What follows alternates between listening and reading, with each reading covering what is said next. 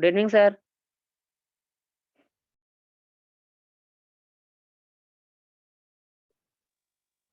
Good evening sir. Good evening बेटा, good evening.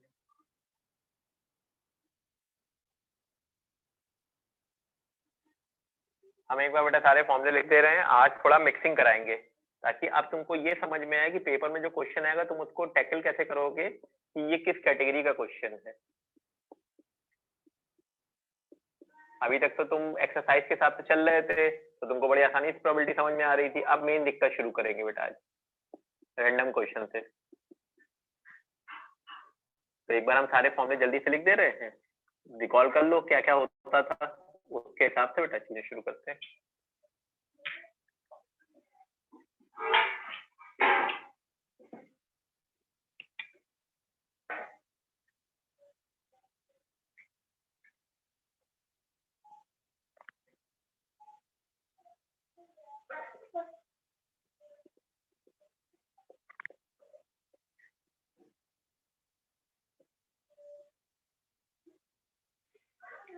बाकी बेटा इसमें एक चीज और बची है, मीन, वेरिएंस और स्टैंडर्ड डेविएशन।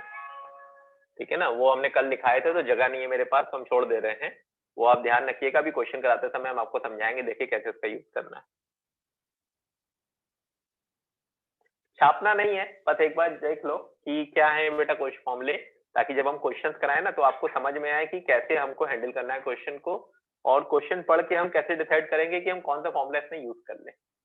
बस मेन आज तुमको यही सीखना है बेटा, ये रैंडम क्वेश्चन बीच बीच में से उठाएंगे और तुम्हें नहीं पता होगा कि कौन सी एक्सरसाइज का कौन सा टाइप है, तुम्हें अपने दिमाग से सोचना होगा कि इसको हम किस कैटेगरी में डाल कर सॉल्व करें।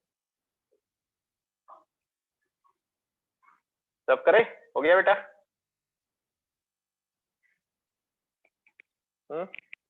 हो गया, देख लिए सारे? Yes sir. Yes sir.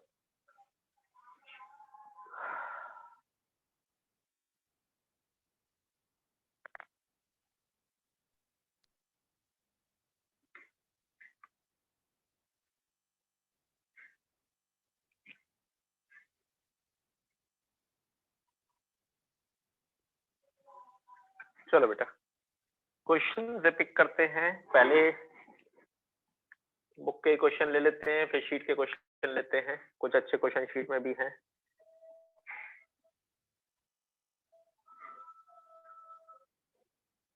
पहले बेटा हम लोग मिसलेनियस पे मूव करते हैं। हम लोगों ने एक्सरसाइजेस तो सारी कर ली हैं, मिसलेनियस हम लोग का बचा हुआ है। मिसलेनियस देखो, मोस्ट प्रोबेबल क्वेश्चन मिसलेनियस का ही रहेगा, ये भी बता दे रहा है आपको। उम्मीद करते हैं जो क्वेश्चन पेपर में आएगा ना वो मिसलेनियस का होगा।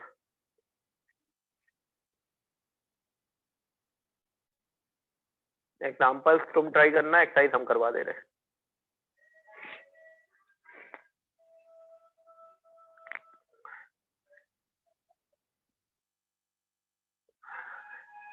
एक बेटा मोस्ट इंपॉर्टेंट क्वेश्चन है एग्जाम्पल 36, ये हम करा रहे हैं बेटा आपको, पेज नंबर 581 है, एग्जाम्पल 36। एक बार बस क्वेश्चन पढ़ के तुम ये देखो क्या समझ में तो नहीं आ रहा है क्वेश्चन।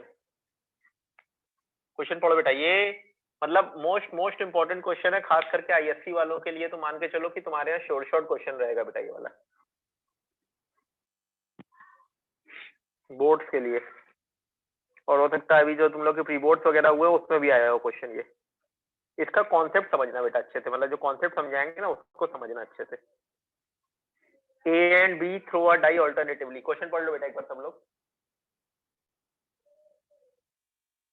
क्वेश्चन पढ़ लो, हम एक्सप्लेन करना शुरू करते हैं।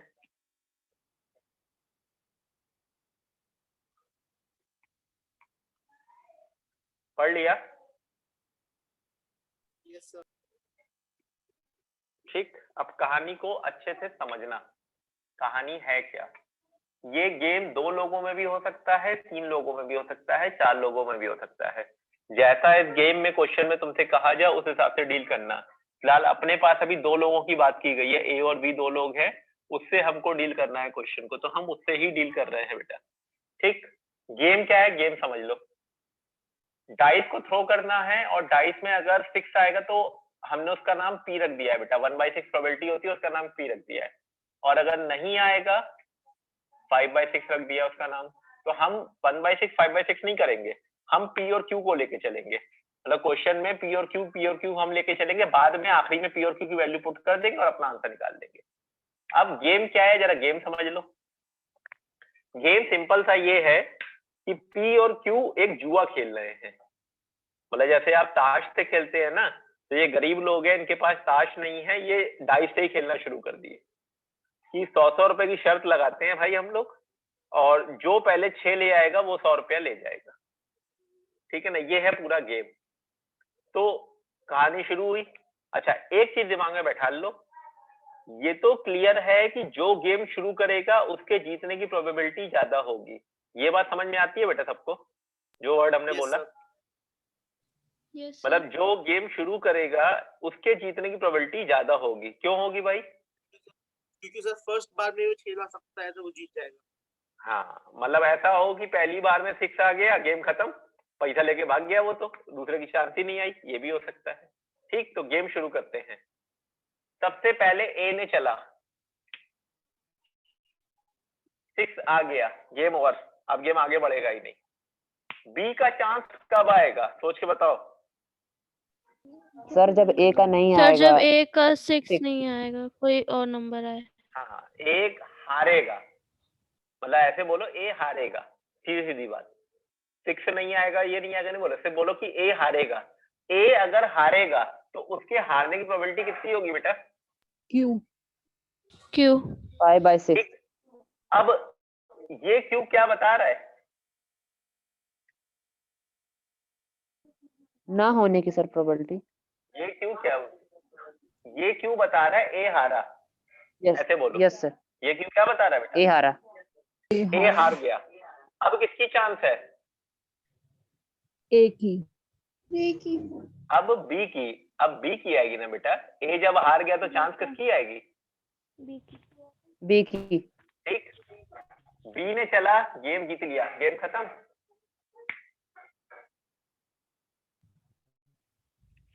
नहीं आई बात समझ में भाई? ए ने चला, नहीं आया, बी ने चला, आ गया। क्या कह रहा है बेटा? सर ये वाला समझ में नहीं आया। नेट चला गया। अच्छा चलो, हम ये कह रहे हैं कि जैसे बेटा क्यू क्या बता रहा है, जैसे हमने बी में पहला क्यू लिखा हुआ है, इस क्यू का क्या मतलब हुआ बेटा? सर ए हार गया। सर ए हार गया। ए हार गया। अब अगर ए हारा है तो चांस किसका शुरू होगा आने का? मतलब कौन चलेगा? बी। बी। बी। और अगर बी ने चला और उसका 6 आ गया तो गेम खत्म। Yes sir. आप समझ में आई बात बेटा? नहीं आई दीदी? आ गई सर। आ गई। ए का दोबारा चांस कब आएगा, सोच के बताओ। सर जब ए जब का बी हारेगा, बी हार जाएगा। हाँ, ना बी फिर हार जाएगा जब। सीक्वेंस ऑर्डर में बोलो, सीक्वेंस ऑर्डर में बोलो। पहले ए हारे, पहले कौन हारे? सर फिर ए। ए, फिर बी हारे, फिर किसका बी चांस हारे। आएगा? फिर बी फिर हारेगा, बी हारे। अब कौन चले? ए चलेगा। सर अब बी ए चलेगा। चलेगा। ए चलेगा। अब समझ में आई बात? ये नहीं आया सर। ये लॉजिक समझ में आया बेटा? नहीं आया? नहीं आया सर। बच्चा पहली बार में अगर ए ने गेम शुरू किया, ठीक, अगर उसका नहीं आएगा तो चांस किसका आएगा? बी का। बी का भी नहीं आएगा तो फिर किसका आएगा? फिर ए का आएगा। और अगर ए का 6 आ गया तो गेम खत्म। हाँ। आप समझ में आई यस बात? सर। Yes sir. ठीक, अब चलो इसी बात पे बी का बताओ, सोच के लो। Q sir Q Q P. Q Q Q P. चलो, अब अगला ए का कब आएगा? सर जब बी हार जाएगा। Q Q Q Q Q Q P. Order के हिसाब से चलो बेटा, बी हार जाएगा तो सही बात है, मगर बी यहाँ पे नहीं, शुरू से चल रहेगा ना, ऑर्डर के हिसाब से चलना है हमको। अब इसी तरह ये सीरीज कहाँ तक चलती चली जाएगी? इनफाइनाइट इनफाइनाइट n टाइम्स नहीं, इनफाइनाइट टाइम्स है बेटा। हमें क्या पता, गेम खत्म ही नहीं हो, नहीं आए किसी का, चलता रहेगा चलता रहेगा चलता रहेगा। ठीक, अब probability of winning by A, probability of winning by A, या तो पहले गेम में जीत जाए, या तो दूसरे गेम में जीते, या तो तीसरे गेम में जीते, डैश डैश डैश इनफाइनाइट तक गेम चलेगा। ये कैलकुलेशन को करने का तरीका देखो बेटा।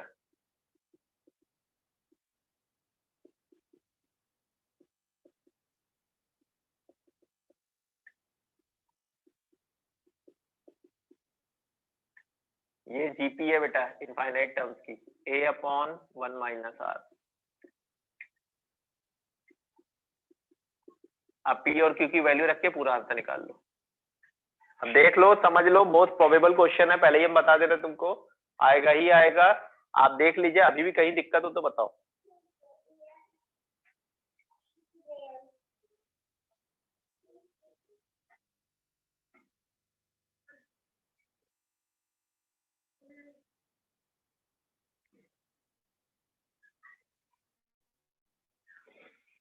समझ में आ गया तो पूरा आंसर निकाल दो और हमें आंसर बता दो क्या आ रहा है, और अगर नहीं आया तो जिसको भी पूछ लो बेटा आराम से।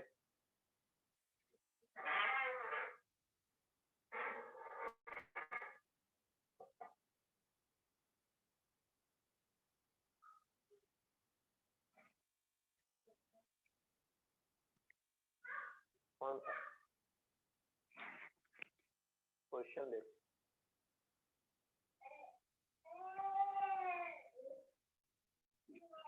लैपटॉप ले लो।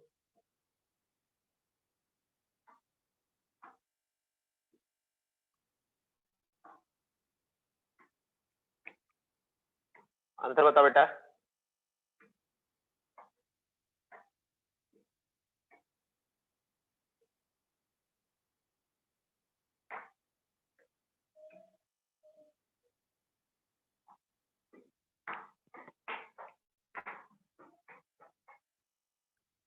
सर आंसर 6/11 है। यस हाँ सर, बेटा, 6/11। ठीक है। अच्छा, बी वाले की प्रोबेबिलिटी क्या होगी बेटा? चलो, ए वाले की तुमने निकाल दी 6/11, बी वाले की क्या होगी? सर 1 से माइनस कर देंगे ए वाली की। बिल्कुल बेटा, 1 से माइनस कर देंगे तो 5/11 आ जाएगी। चाहे तुम बी वाले को ऐड करके करोगे तब भी वही आएगा, 5/11।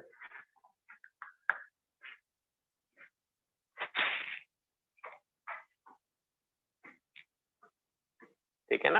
पी ए और पी बी, मतलब फॉर्मूला लिख लो। ये ऑब्जेक्टिव में अगर आ गया ना तो तुम सिर्फ फॉर्मूले में वैल्यू डाल देना, एक लाइन में आंसर आ जाएगा, चाहे कोई भी क्वेश्चन हो उसका। आंसर निकालिए सबने बेटा।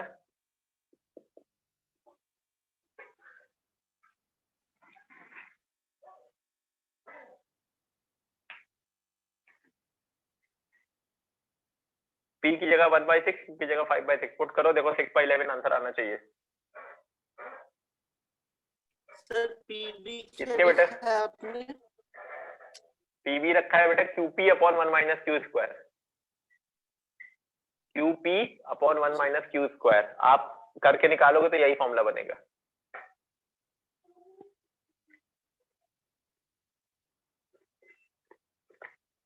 Six by 11। हाँ बेटा 6/11। अच्छा, यही गेम अगर 3 लोग खेलते, चलो अब आप हमको पीक्यू पीक्यू बस समझा दो, हम बस वो बना रहे हैं, आप हमको पीक्यू पीक्यू समझा दीजिए कैसे कैसे चलेगा। अगर वो समझ में आ गया तो सारे को अपने आप फॉर्मूले सही हो जाएंगे। बोलो। सर पी ए सर वाला। P sir P sir Q P और sir QP Q P. Q square P, हाँ मतलब क्यू स्क्वायर पी बोल दो।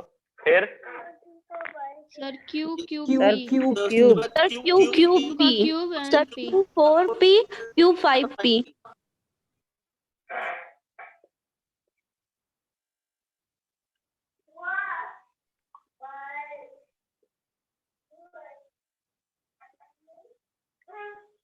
सर मतलब पहली लाइन खाली सर मेन अगर देखा जाए तो है सर, उसके बाद तो बाकी सब अपने आप समझने वाला गेम, समझने वाला वही है बेटा।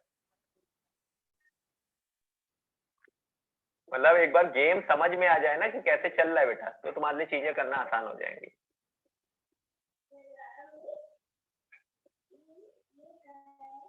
देखो बेटा, ये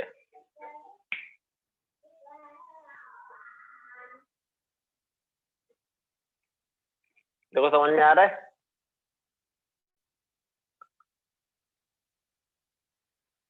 क्यूब क्यों आ गया, क्लियर हुआ? Yes. भाई उसमें स्क्वायर आ रहा था नीचे, तो स्क्वायर हो गया, या क्यूब आ रहा था तो क्यूब हो गया बेटा।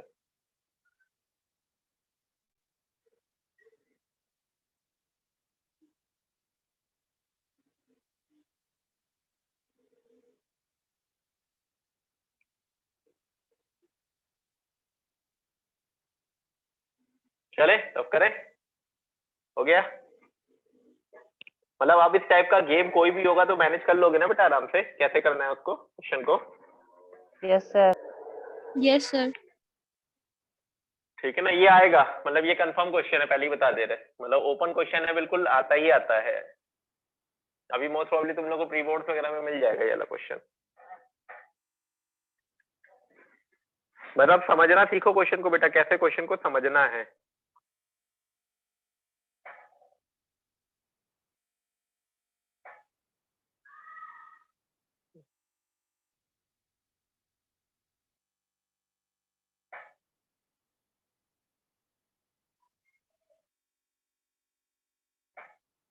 चलो बेटा, एक और इसमें बाइनोमियल डिस्ट्रीब्यूशन का क्वेश्चन है, तो तुम्हें क्वेश्चन पढ़ के समझ में आ जाएगा।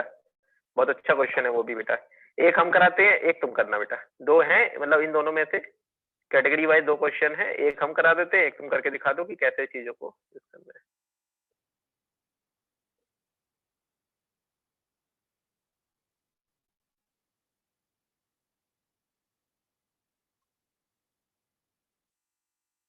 क्वेश्चन नंबर 10 है एक्सरसाइज का बेटा, एक्सरसाइज क्वेश्चन नंबर 10 पढ़ लो तो जरा एक बार।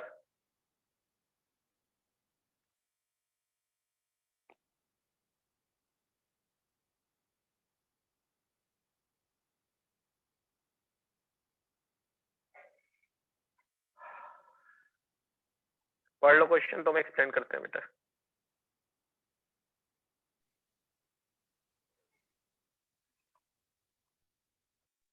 So why, how many times must a man toss a coin? हाँ बेटा यही वाला है।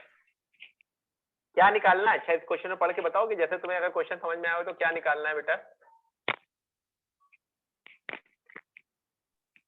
तो क्वेश्चन में ये दिया हुआ है कि किसी सर खाली इंसान वन को हेड कितने चाहिए, वन हेड से ज्यादा भी सकता है। कॉइन को टॉस करना पड़ेगा कि उसकी हेड्स आने की प्रोबेबिलिटी मोर देन 90% हो जाए। कितने हेड आने की?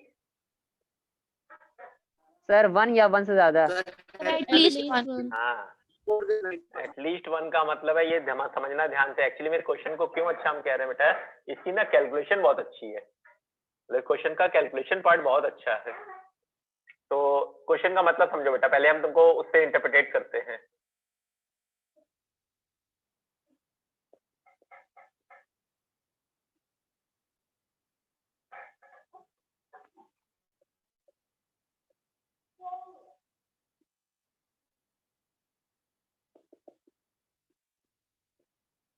भाई हमें नहीं पता कितनी बार उछाला जाएगा, हमने कहा n बार उछाला जाएगा according to the question.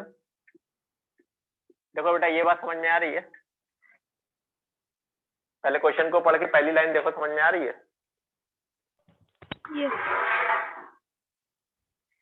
Yes, sir. यही गेम है बेटा, मतलब पूरा क्वेश्चन का गेम यही है, कैसे खेलना है वो बात की बात है, बट लॉजिक क्लियर होना चाहिए। 1 head, 2 head, 3 head, 4 head, n head, इन सबका सम जो होना चाहिए वो 90% से ज्यादा होना चाहिए। एक क्वेश्चन हम करा रहे हैं, एक आपसे कराएंगे, ध्यान रखिएगा। अब ये बताओ हेड आने की प्रोबेबिलिटी कितनी होती है? So 1/2. ना आने की? 1 minus माइनस 1/2. 1/2। वही आ जाएगी। अब जैसे ये लिखा है बेटा, n तक जाना है, हम कह रहे हैं इतनी मेहनत कर रहे हो, इसको ऐसे क्यों नहीं बोल देते हो? देखो ये स्टेटमेंट क्लियर है सबको? Yes, sir.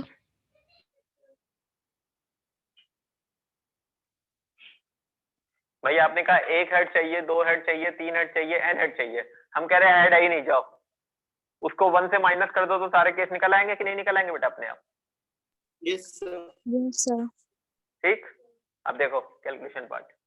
अब जैसे आपने कहा n बार आपने टॉस किया है तो आपने बोला NC0, एक भी हेड नहीं चाहिए, तो हेड आने की पावर 0 और टेल आने की पावर n। देखो जरा ये कैलकुलेशन का स्टेप, ये भी क्लियर है? Yes, sir. Clear. Yes sir. Yes, sir. ठीक, NC0 की वैल्यू 1 होती है, हटाओ। 1/2 की पावर 0 1 होता है, हटाओ, यानी ये बना।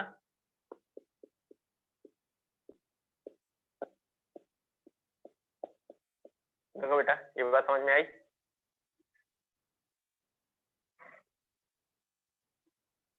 Yes, sir. ठीक, Yes, अभी sir. देखो 1/2 की पावर n को उधर ले जाओ, 90/100 को उधर ले आओ।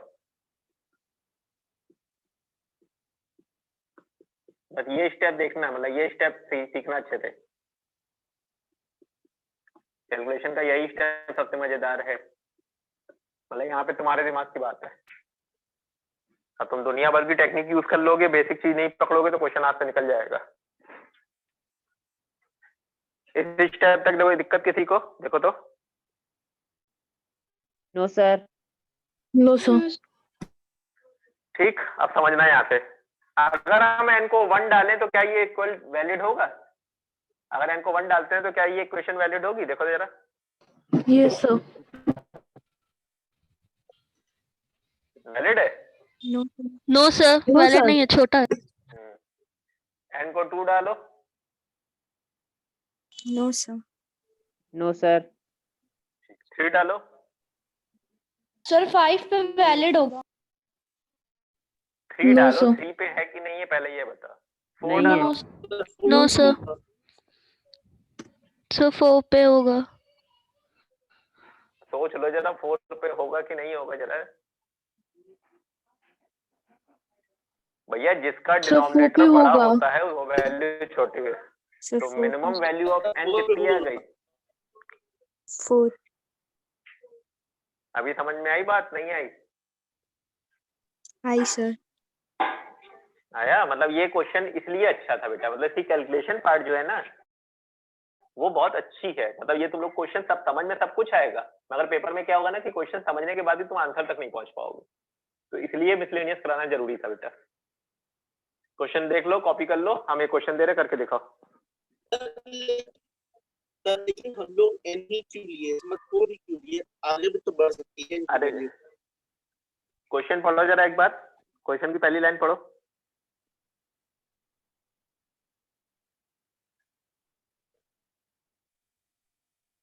ये समझ में आ गया। ठीक है, मतलब वैसे इस क्वेश्चन में नहीं बोला है बट वो बोलता है how many minimum number of time should be tossed. इस क्वेश्चन में तुम्हारी बात सही है कि बिल्कुल n greater than equal to 4 answer होना चाहिए, मतलब 4 या उससे बड़ा कोई भी क्वेश्चन होगा उसमें हमारा आंसर वैलिड होगा। सही बात है तुम्हारी।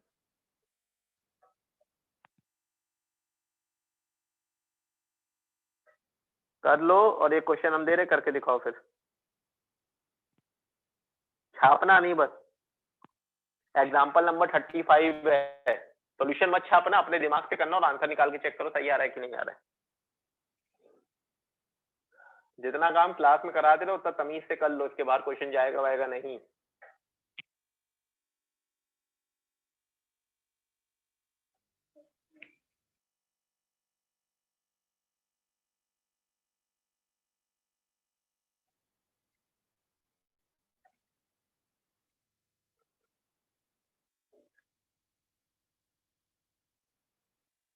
सर आप किसी को बोल दीजिए क्वेश्चन भेज दे ग्रुप पे। हम बेटा भेज देते हैं, किसी को क्या बोला, हम ही भेज दे रहे हैं। वो है बेटा, बुक नहीं है तुम्हारे पास क्या, एनसीईआरटी वाली जो भेजी थी हमने ग्रुप में, उसी का तो है। अच्छा एक एनसीईआरटी वाली जो बुक है ना बेटा, उसमें ही देखो ना।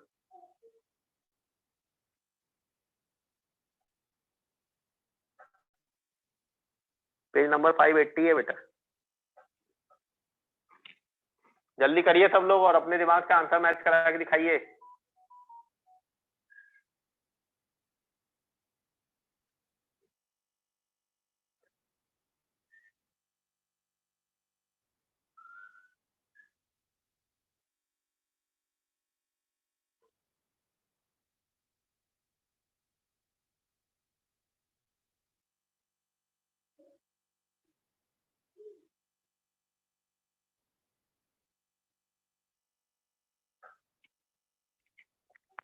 पहले पढ़ के बताओ क्वेश्चन क्लियर हुआ बेटा?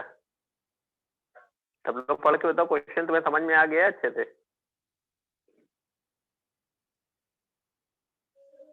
Yes, sir. ठीक है, समझ में आना इम्पोर्टेंट है बेटा, इसमें ये ध्यान रखना क्वेश्चन समझ में आए। Sir, मतलब आज जितने भी क्वेश्चन करा रहे हैं, हाँ बोलो। एक तरह से एक वाला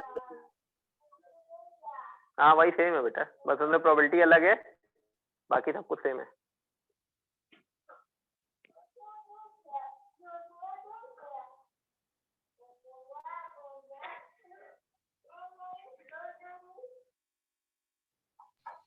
सर So 4 n आएगा equals क्या to आंसर? हाँ बेटा, n is equals to हाँ बच्चा, n is equals to 4 n equals to n is 4. equals to 4 4 answer तुम्हारे पास है बेटा, तुम्हें बस कंसेप्ट समझ में आ गया ना कैसे इसका यूज करना है, yes sir मतलब कैलकुलेशन Yes, पार्ट कैसे करनी है, बस ये देखना था बेटा हमें।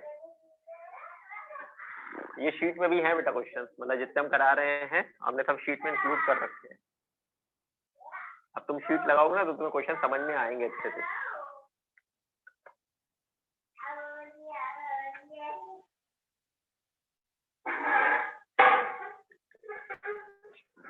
चलो बच्चा,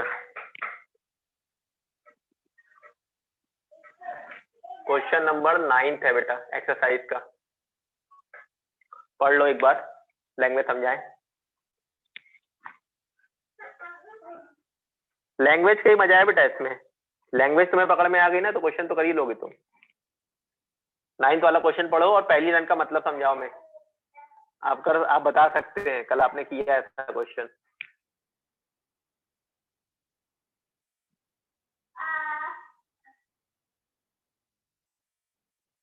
The probability of winning is twice the probability of failing. कल याद करिए, सबने ऐसा क्वेश्चन किया था बेटा, एक जो लोग क्लास में थे उन लोगों ने एक ऐसा क्वेश्चन किया था।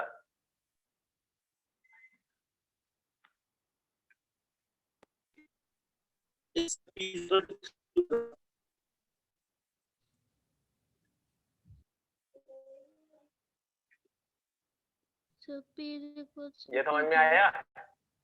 yes sir और p प्लस q की वैल्यू कितनी होती है? sir 1 1. तो यहाँ पे p की जगह रख दो बेटा। 1/3 p कितना बेटा? 2/3 2 by 3. आप पढ़ो क्वेश्चन, अब यहाँ से क्वेश्चन पढ़ो और मैं बताऊँ क्वेश्चन में अब तुम्हें क्या समझ में आ रहा है। अब इसके बाद का क्वेश्चन तुम्हारे ऊपर छोड़ते हैं, अब बताओ इसके बाद कैसे करोगे। So 64. So 2/3 की power 4 into 1/3 की power 2. 265. n की वैल्यू 6 है, 4 नहीं है। सर 4 से बड़ी होनी चाहिए। ध्यान से पढ़ो I meant क्वेश्चन, 6 समझ में Yes, आएगी sir. बात? Yes, ये sir. वाला केस भी होगा, ये वाला केस भी होगा एंड ये वाला केस भी होगा। निकाल लोगे आगे का पार्ट, जरूरत है बताने की? निकाल लेंगे सर. फॉर्मूले में डाल दो बेटा सर।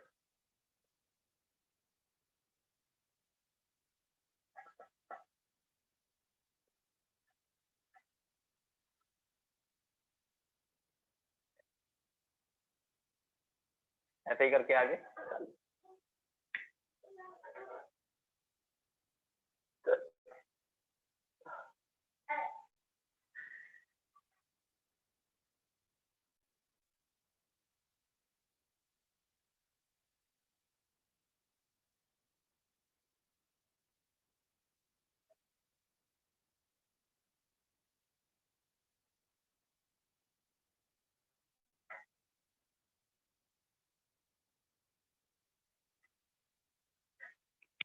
चले बढ़ा जाए।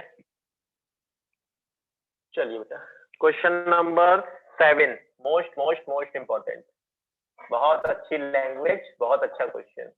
पढ़िए तो जरा, देखिए किसी को कुछ समझ में आ रहा है, पहले तो यही बताइए।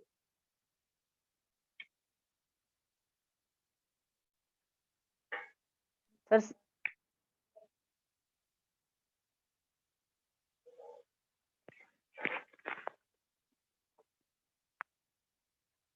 7th है बेटा। जितने छोटे क्वेश्चन है ना उतने बड़े टेढ़े क्वेश्चन थे, ये बता दे रहा है आपको।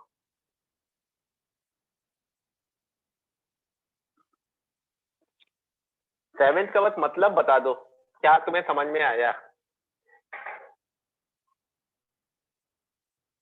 सर एक डाई को मतलब थ्रो किया गया जब तक सर 6 थ्रो में थर्ड 6 आना चाहिए, प्रोबेबिलिटी निकालनी है। थर्ड सिक्स कब आना चाहिए? 6th throw. थर्ड सिक्स, ध्यान से सुनना मेरी बात। सर डाई को तब सर थ्रो किया तीसरी जाता बार जब तक 3 बार 6 नहीं आ जाता, और उस तीनों सिक्सेस में जो थर्ड 6 होगा वो 6th थ्रो में कब आएगा उसकी प्रोबेबिलिटी बतानी है। सुन लो पहले मेरी बात। जो सब बात बोल रहे हो तुम लोग बिल्कुल सही बोल रहे हो, तुम लोग बुकिश लैंग्वेज का बस हमको हिंदी मीनिंग बता रहे हो। अब हम क्वेश्चन का तुमसे इंटरप्रिटेशन पूछना चाह रहे हैं, हम वो नहीं कोई बता पा रहे हैं। थर्ड सिक्स छठी बार में आना चाहिए, ध्यान से सुनना और मीनिंग निकालना। थर्ड सिक्स छठी बार में आना चाहिए। थर्ड सिक्स छठी बार में आना चाहिए, इस बात का क्या मतलब हुआ? सर यानी बाकी 2 6 5 बार में आ जाने चाहिए। वेरी गुड, ये है क्वेश्चन का मीनिंग बेटा। समझे बात को? क्वेश्चन का असली मीनिंग ये है कि तीसरा सिक्स जो है वो कंफर्म है छठी बार में ही आ रहा है, वो कंफर्मली छठी बार में ही आएगा। तो इसका हिडन फॉर्म में मतलब ये है कि जो पहले 2 सिक्स हैं वो पिछले 5 चांसों में आने चाहिए। ये इस क्वेश्चन का बेसिक वो था कंसेप्ट जो तुम्हें समझना था। तो अब अगर 6 आने की प्रोबेबिलिटी की बात करोगे तो वो तो 1/6 होती है, ना आने की बात करोगे तो 5/6 होती है। तो आपने कहा इसमें कोई दिक्कत नहीं, ठीक है। अब बात आती है कि तुमने बोला है 5 में से 2 सिक्स आ रहे हैं, तो आपने कहा ठीक है भाई, अगर 5 में से 2 सिक्स आ रहे हैं तो ये लो 6/2। ये किस चीज की प्रोबेबिलिटी है बेटा? अभी sir probability that 2 6s come in sir 2 first 6 के लिए अभी ये 2 है, और तीसरा कंफर्मली किसमें आया है? थर्ड 6th थ्रो में सर। 6th थ्रो में। तो उसके लिए जब कंफर्म है तो हम सीधे 1/6 से मल्टीप्लाई करें, हमें वहां पे और कुछ जरूरत ही नहीं। जब हमें पता है कि 6 ही आया है तो उसकी सीधी सीधी प्रोबेबिलिटी 1/6 हो जाएगी। नहीं आई बात समझ में? सर फिर से बता दीजिए। बेटा आपने कहा थर्ड सिक्स कंफर्मली हमें छठी बार में ही चाहिए, समझना लैंग्वेज को। अगर हम डाइस को थ्रो कर रहे हैं तो थर्ड सिक्स छठी बार में ही आना चाहिए। तो इसका मतलब जो पिछले 5 चांस थे उसमें कहीं ना कहीं 2 बार 6 आना चाहिए कि नहीं आना चाहिए? Yes sir. तो 5 में से 2 6 लाने की प्रोबेबिलिटी ये होगी, ये बात समझ में आई? Yes sir. अब तीसरा 6 कब है बेटा?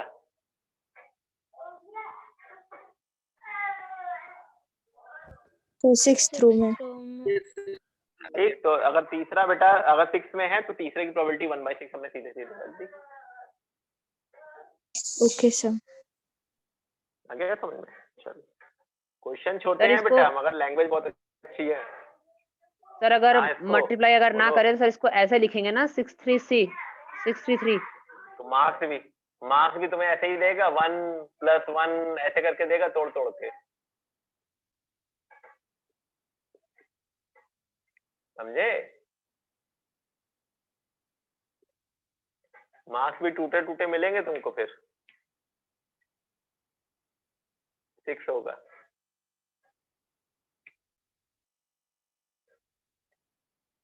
या ऐसे कर लो 216 × 216, अब कर लेना, अब इजली हो जाएगा। एक ही स्टेप की कैलकुलेशन, कुछ कटेगा नहीं, बस एक बार यही कटेगा, मल्टीप्लाई कर देना, आंसर आ जाएगा। हाँ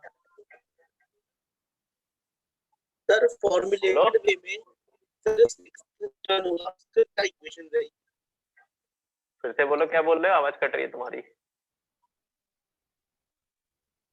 सर उसको अगर हम फॉर्मूला में पुट करके निकालें तो फिर क्या इक्वेशन रहेगा? 6 वाले का क्या कह रहे हो? आवाज कट रही है, क्वेश्चन तुम्हारी समझ में नहीं आ रहा बेटा। सर अगर फॉर्मूला में रख के निकाले तो 6 वाले का क्या इक्वेशन रहेगी? नहीं तो उस वाले से डायरेक्टली फॉर्मूले से 6 वाला निकल ही नहीं सकता है बेटा। वो इस कंडीशन को फुलफिल ही नहीं करेगा ना कि तीसरा 6 छठी बार में ही है। इस लैंग्वेज को फॉलो करने के लिए 1/6 से ही मल्टीप्लाई करना पड़ेगा। ये क्वेश्चन में हिडन फॉर्म में साफ साफ बोल रहा है कि वो तुम्हें बेवकूफ बनाने के लिए 6 बार कर रहा है, बट छठा चांस तो फिक्स है ना। अगर तुम क्वेश्चन को पढ़ के देखो तो शायद तुम्हें बात समझ में आएगी, छठा चांस तो फिक्स है कि उसमें 6 ही आना है।